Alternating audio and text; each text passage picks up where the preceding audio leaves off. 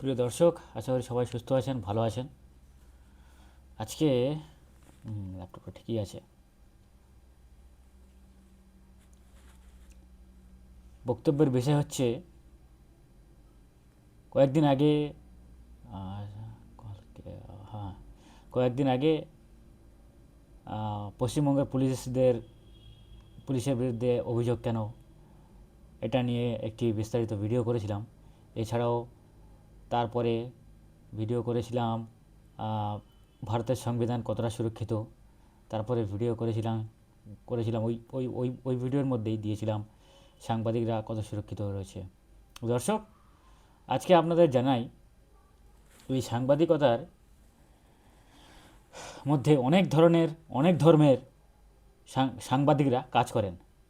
কেউ 2 নম্বরই, কেউ 1 নম্বরই, কেউ গদি মিডিয়ার কর্মচারী, কেউ সত্য যারা প্রচার করে সেই মিডিয়ার কর্মচারী। ঠিক একইভাবে আরফাজ আরফাজ আহমেদ তায়েং, এই সাংবাদিকের ঘর ভাঙা হয়েছে গতকাল।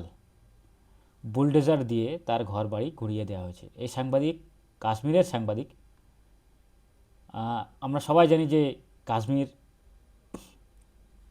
পাকিস্তানের বর্ডারের কাছে এবং ওর সঙ্গে সঙ্গে চীনের বর্ডারও আছে। তো এখানে বেশ ভালোই মানে গুরুত্বপূর্ণ কেস এখানে ধরা পড়ে। স্মাগলিং থেকে শুরু করে বিভিন্ন কোল্ড স্মাগলিং, হেরোইন থেকে শুরু করে সব ড্রাগ।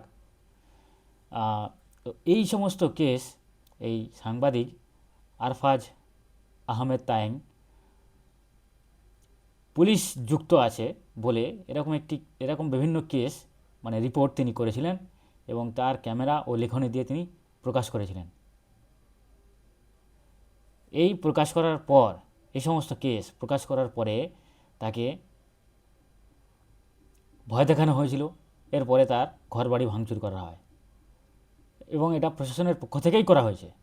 এ ধরনের রিপোর্ট যাতে সে আর না করতে পারে। সে ঘরে তার সন্তান, পরিবার সহ মা থাকতেন, কিন্তু তাদের মাথার উপর থেকে ছাদ কেড়ে নেওয়া হলো, প্রশাসনিকভাবেই কেড়ে নেওয়া হলো, কোনো বিচার নেই। আমি আগেই বলেছিলাম, যেখানে যে পার্টি বেশি ক্ষমতা আছে সেখানে ততই অত্যাচার করে সেই পার্টির লোকেরা সবচেয়ে বেশি অত্যাচার করে। বুঝতেই পারছেন, আজকে ভারতকে দ্বিখণ্ডিত করার জন্য অনেকেই উঠে পড়ে লেগেছেন, তার মধ্যে বিজেপি তো আছেই। ঠিক একইভাবে মমতার ছলচাতুরি কি বুঝতেই পারছেন। এসআইআর নিয়ে অতটা মুখ খোলেনি, কারণ কেন, এসআইআর তো সব ধর্মের হবে, সেই জন্য অতটা মুখ খোলেনি। গোপনে গোপনে ঠিক এসআইআর করিয়ে দিচ্ছে, কিন্তু মুখে বলেছিল আমার বুকের উপর দিয়ে হবে, আন্দোলন করব, কিছুই করেনি। ঠিক আছে, কিন্তু এসআইআর ঠিক হয়েই যাচ্ছে। আর এর পেছনে বিরাট বড় একটা স্বার্থ আছে। সেই ডেটা আমি এখনও সংগ্রহ করছি দর্শক, উপযুক্ত সময় এলে প্রকাশ করব। এরপরে আসি মমতার ছলচাতুরির মধ্যে ওয়াকআপ প্রপার্টি যেটা হয়েছিল, ওয়াকআপ অ্যাক্ট 2025। আজকে সুপ্রিম কোর্টের রায়ও এসছে যে বিভিন্ন কিছু সেকশন তারা পরিবর্তন করেছেন। সে খবর আপনারা বিস্তারিত মিডিয়াতে পেয়ে যাবেন। এগুলো মেনস্ট্রিম মিডিয়া খুব একটা দেখাবে না, তবে আমাদের ইউটিউবার হিসেবে পরিচিত তারা ঠিক দেখিয়ে দেবে। তো এই ওয়াকআপ অ্যাক্ট যখন এসছিল তখন এটা এটা শুধুমাত্র ইসলাম ধর্মের জন্য। তো ইসলাম ধর্মের জন্য ওই জন্য ডাইরেক্টলি সিএম বলেছিল যে দিল্লিতে গিয়ে আন্দোলন করুন, না হলে এখানে আন্দোলন যদি করে আমার চেয়ে বড় শত্রু কেউ হবে না। ঠিক এসআইআরটার সময় এরকম বলা উচিত ছিল, কিন্তু বলেননি। কেন, এটা সব ধর্মের হবে তো, ওই জন্য সব ধর্মের মানুষের হবে বলে বলেননি। আর ওয়াকআপটা দুধেল গায়েদের হবে, এই দুধেল গায়েদের জন্য এমন কোন বা রাখাল আছে সে প্রতিবাদ করবে, সেজন্য ও ডাইরেক্টলি বলেছিল। তো দেখুন দর্শক, যে পার্টির নেত্রী,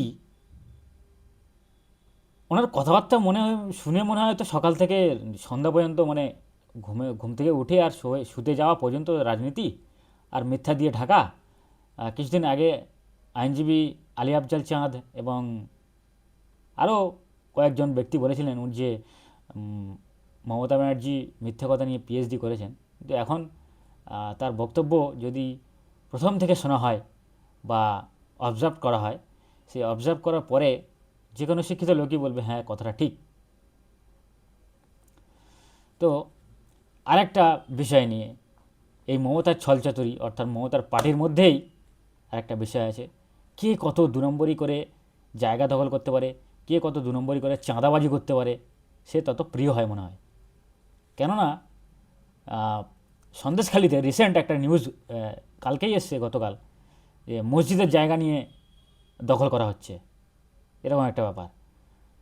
দখল করা হলে যারা মসজিদের জায়গা দিয়েছিল তারা রাস্তার পাশে সামনে মেন রোডের ভিতরে মসজিদ আর সামনে কিছুটা জায়গা ফাঁকা পড়েছিল, তাদের দাবি অনুযায়ী যে আমার আব্বা এটা দিয়েছে বা আমার নানা এটা দিয়েছে মূলত পার্কিং স্লট করার জন্য, গাড়ি পার্ক করে বিভিন্ন রাস্তার মানুষ যাতে নামাজ পড়তে পারে সেই মানুষদের জন্য ওখানে মসজিদের সামনে গাড়ি পার্ক করার জন্য একটি জায়গা ছাড়া ছিল। তো সেই জায়গা দখল করার জন্য তাদের পাড়ার কিছু মস্তানরা তাদেরকে ধুমকি দেয় এবং লিখিয়ে নেওয়ার চেষ্টা করে। তারা ঘর ছাড়াও হয়েছিল এবং কয়েকদিন আগে নাকি ঘরে এসছেন ওনাদের রিপোর্ট অনুযায়ী, মানে বক্তব্য অনুযায়ী ওনাদের। আসার পরে আবার নাকি অত্যাচার শুরু হয়েছে। ঠিক এই অত্যাচার সমস্ত বিধানসভায় চলছে, যেখানে যে পার্টি ক্ষমতায় আছে সেই সমস্ত বিধানসভায় চলছে। কোনোটা প্রকাশ্যে আসছে, কোনোটা প্রকাশ্যে আসছে না, কেউ প্রকাশ করছেন, কেউ প্রকাশ করছেন না। তো যাই হোক, ওদের ঘর বাড়িও ভাঙা হয়েছে, আগুন লাগিয়ে দেওয়া হয়েছে এবং ওনাদের বাড়ির যে মহিলারা ভিডিও করার চেষ্টা করেছিলেন সেই মোবাইলকেও আগুনের মধ্যে হাত থেকে কেড়ে নিয়ে ফেলে দেওয়া হয়েছে। কিন্তু তারা অন্য মোবাইল দিয়ে ভিডিও ধারণ করে রেখে দিয়েছেন প্রমাণ হিসাবে। খুব ভালো কাজ করেছেন এটা। এরকম প্রত্যেক মানুষকেই করা উচিত, দরকার এবং উচিত বলে আমি মনে করি, সব সময়ের জন্য, সব জায়গাতেই। কেন এই সমস্ত প্রমাণগুলো কাজে লাগবে। অনেকেই হয়তো বলবেন যে এআই দিয়ে তৈরি করা, আরে এআই দিয়ে তৈরি করা তো বিভিন্ন সফটওয়্যার তো আছে না সিলেক্ট, মানে ওটা যাচাই করার জন্য। যেমন আমরা পরীক্ষায় বসে এক্সাম দিই,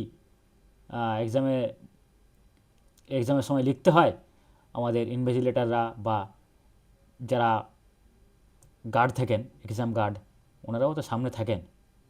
ঠিক একইভাবে বিভিন্ন সফটওয়্যার আছে এআই দিয়ে তৈরি করা হয়েছে না হয়নি এটা যাচাই করার জন্য। তো দর্শক,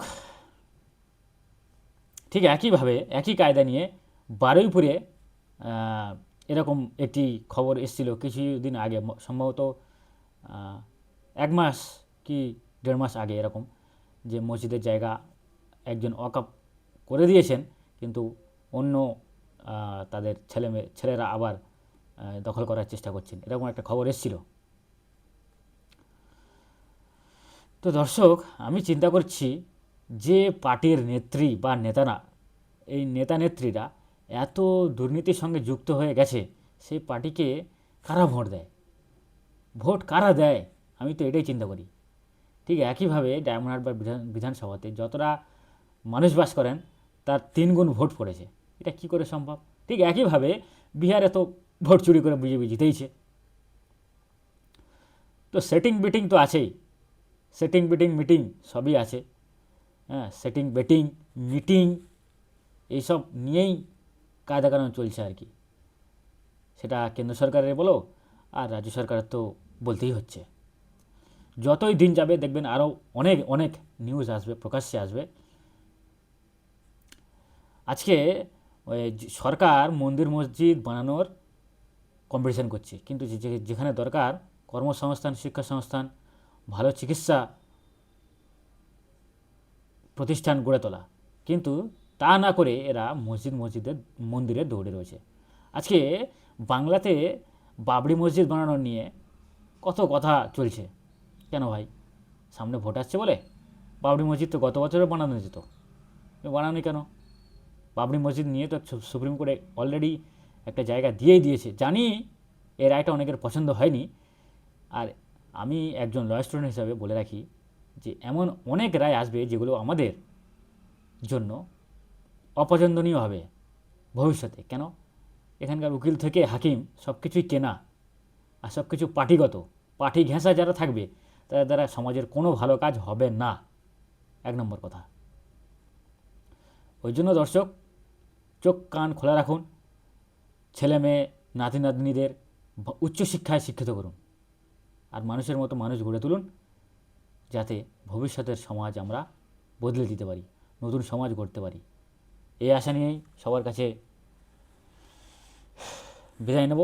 আর বিদায় নেওয়ার আগে বলবো দর্শক, আমার চ্যানেলটি অত্যন্ত ছোট, তাই সকলকে অনুরোধ করব চ্যানেলটি সাবস্ক্রাইব করুন, পাশে থাকুন, আর ততক্ষণ পর্যন্ত দেখতে থাকুন, শুনতে থাকুন ডিজিটাল ভয়েস অব নেশন। জায়গা করুন সবার মনে, সবার ফোনে।